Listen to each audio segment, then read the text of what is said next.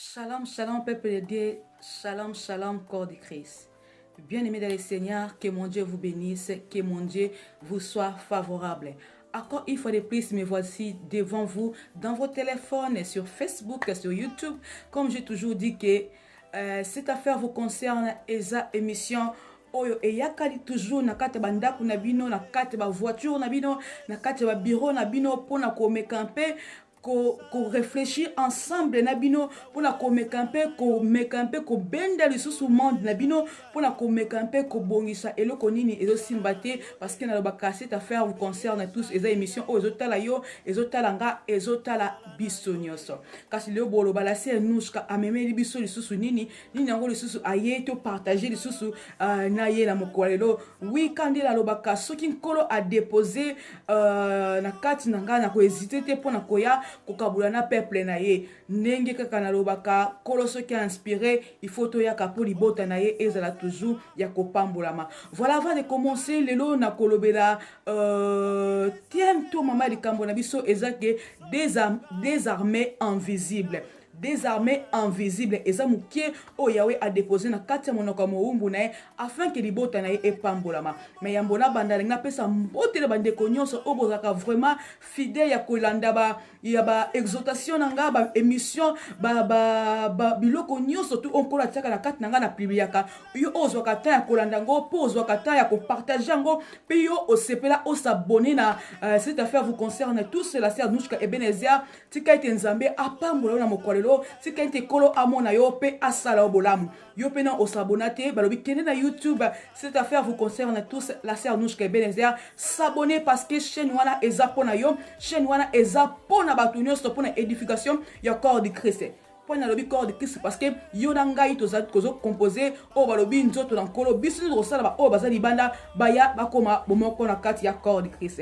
Tika ite nzambe apambola bino nde na lobaki thème na biso ya poko lelo to komeka mpe ko partager to koloba sur des armées invisibles.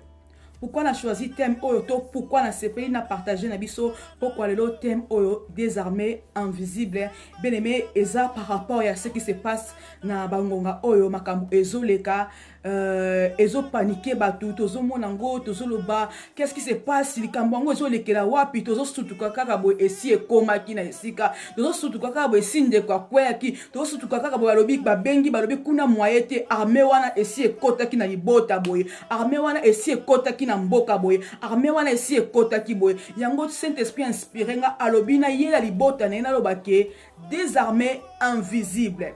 Pourquoi des armées invisibles? Première armée na lobela eza armée de l'Éternel.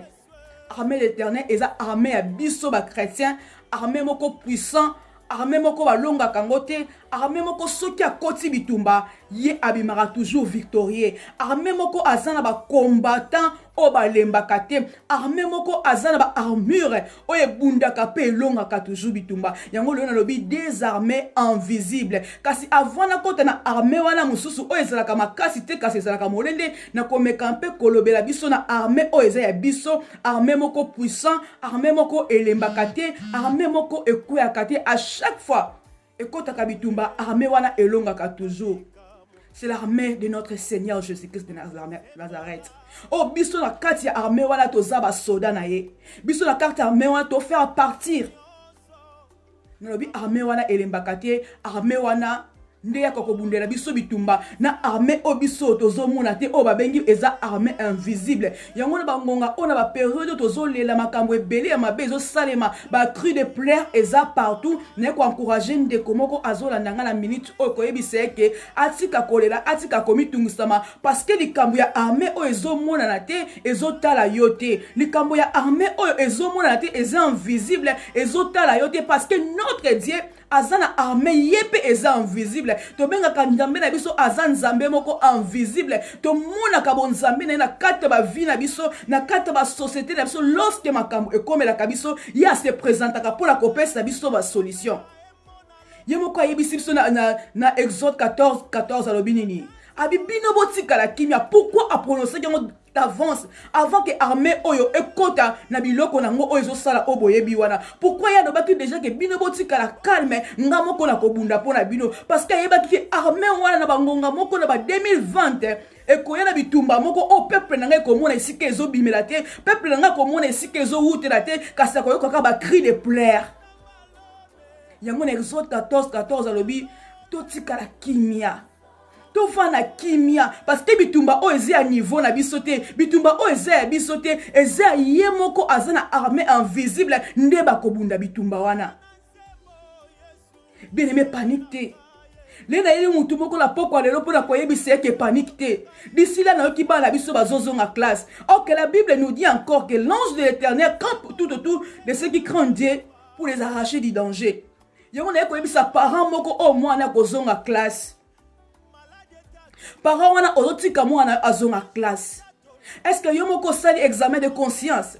Oyebe sika nini yo telemi, oyebi nini oyo yo sala kana vie na yo bien aimé parce que balobi un jour wana yaka la kata ba vie na biso pour arracher biso na danger kasi un jour wana ayaka kaka epai ya bato bazo banga nzambe mama papa mwana azozo na classe. Est-ce que mi tuni yo moko eloko ninga na sala ka oyo na tosela ka nzambe te eloko ninga na sala ka nzambe asepela kalango te parce que soki otosa ka nzambe te bien aimé eza pasi pour la protection mwana oyo azozo na classe. Parce que l'armée invisible, ils continuent toujours au bunda. Armée ensemble la biso ezape invisible, yepe azobunda pour atteindre ange na yo, ye arraché na danger, oyo comme la moi na kata classe, yo moko se poser la question, est-ce que yo zo banga nzambe? Est-ce que yo to sanzambe? Et ça trop tard to loba non, la sœur Nouchka lobi na longola kizemi, la sœur Nouchka lobi na kosaki mwana mwasi wana, la sœur Nouchka lobi na salaki boye. Je crois que mwana nangai akozala épargné te, mwana nga akozala arraché te na danger oyo. Bien aimé za tarté. Nangonga ona yeko yebisa yo, omisala examen de conscience yo moko. Pour armer la biso invisible ezana part na yo.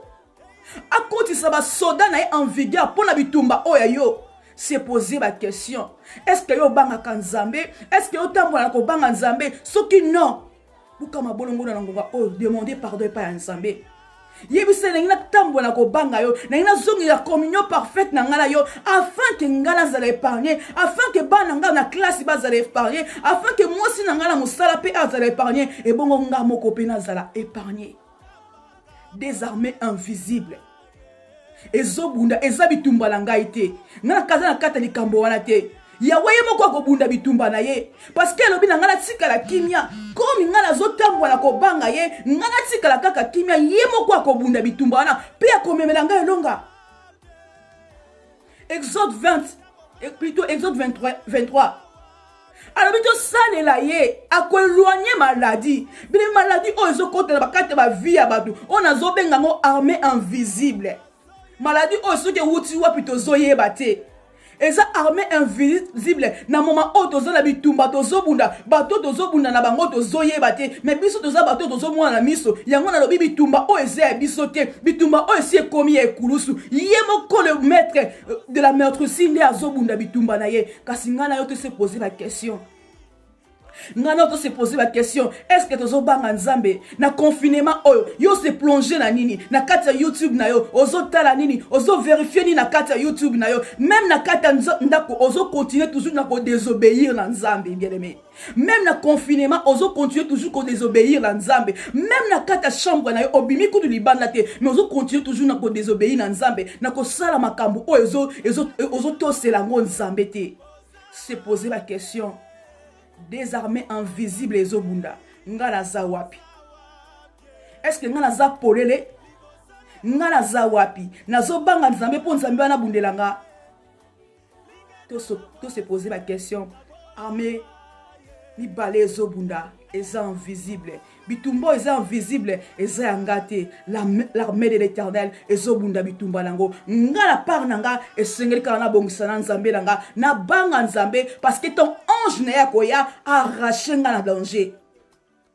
To se poser la question, bitumba yango ezali barmé mi balé ezobunda ngala bongisa marche nanga communion nanga na nzambe afin que Yahweh a dépêché ange na ye pour épargner nga. se poser ma question. Là, c'était votre servante, la sœur Nouchka Ebenezer. Moi, mon kenko la teki na kat nanga, na ko partager na binoke, tozana kinya, yawe moko azobunda, ngana yo, to bongisa kaka marche na biso. Que mon Dieu vous bénisse. À la prochaine.